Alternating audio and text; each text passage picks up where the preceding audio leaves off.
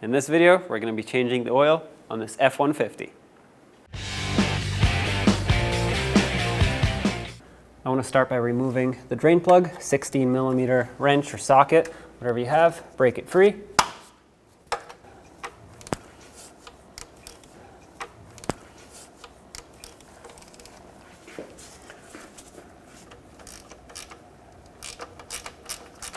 All right, the oil is already draining. I'm going to keep upwards pressure on this as I unthread it so that it doesn't come flying out until I'm ready to pull the drain plug out. And now I feel the drain plug skipping on the last thread. Then I'm going to pull straight out and let this drain. Now I have a new oil drain plug, and that's because there's a gasket right there, and when it wears down, you should replace the drain plug. It comes with the gasket built into it, and that'll ensure that no oil will leak out of here. I'm going to thread this in all the way, and then I'm going to tighten it and torque it to 10 foot-pounds. Right there. Next, I want to change the oil filter. So reach up here. The oil filter is located right above the front differential, and most times it's going to be pretty tight on there. You can clean it off with a rag and some brake parts cleaner to get a nice grip on it. And mine's turning, but it's slow. There we go.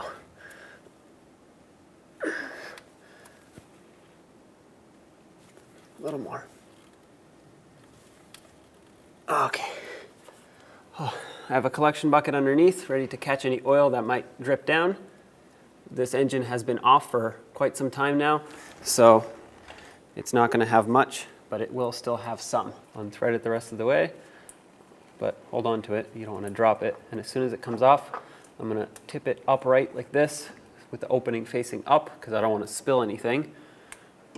Slide it down. There it is. We'll let this drain into the collection bucket.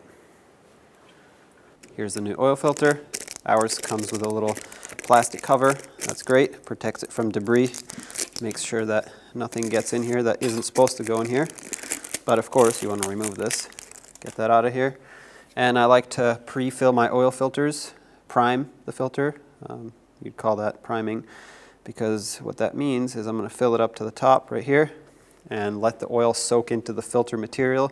It's going to go down. I'm not going to fill it past this. I'm just going to fill it up to the top and then let it soak, because this filter actually sits sideways, horizontally in the vehicle. So if I fill it all the way, even after it soaks in, I'm just going to tip all the oil out of it.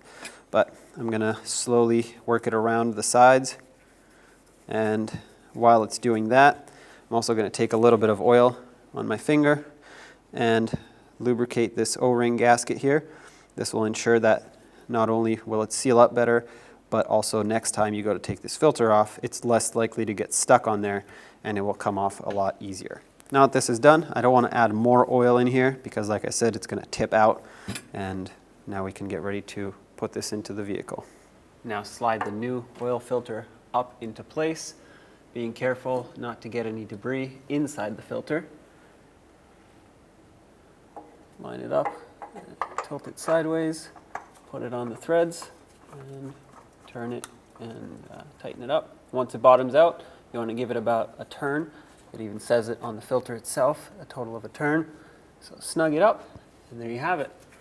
Take a rag and just clean up the remaining oil that has dripped down here. You don't want to leave it here because several reasons. One, it's going to collect debris because it's oily, it's sticky, and it's going to build up here. It's going to look nasty. And second of all, you don't know if it's a leak or if it's residual from when you drain the oil. So always clean up any drainage that happens or spillage, because you don't want to confuse it for a leak further down the line. Now we have to fill the engine up with oil. This is your oil fill cap right here. As you can see, this engine takes 5W20, so make sure you use the right viscosity, and you're going to put in 6 quarts of this 5W20. Made myself a little funnel here.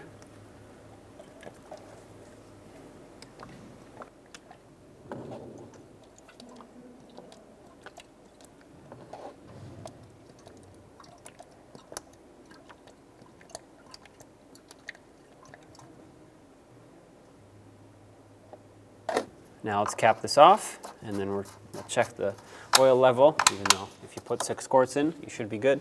The oil level dipstick is actually on the driver's side. If you reach next to the power steering reservoir, pull it out right over here, wipe it off,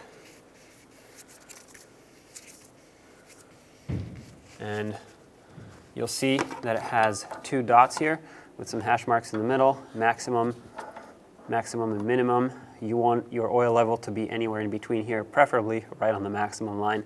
However, I didn't start the vehicle yet, so it's most likely going to be either at the max line or a tiny bit above. Typically, you want to start the engine, let it run for 5 to 10 seconds, shut it off, wait a minute or two so that the oil can settle back at the bottom of the oil pan, and then you should read right about here. Like I said, just as a warning, mine might be a little bit higher just because I haven't started it yet. So let's dip it back into the dipstick tube all the way down and then pull it back out. And it's hard to see, maybe you can see, but the oil stops right here at the top of the hash marks. It doesn't reach the maximum dot, which that's totally fine. When I turn it on the first time, it's going to drop a little bit, but it's still going to be within the 2 dots. From here to here, from the minimum to the maximum, it's about a quart or to a quart and a half to get from here to here. So if you need to add more, that's how much you need to add. But like I said, 6 quarts is the capacity for this, so that's what you should be putting in. Now let's put this back, and then you should be good to go. After you're done, wipe off any mess that you may have caused if you didn't use a funnel, and take it for a road test. When only the best will do, demand TRQ. The only company that lets you view before you do. TRQ is committed to offering the highest quality aftermarket auto parts that are engineered for peace of mind. Thanks for using and viewing with TRQ.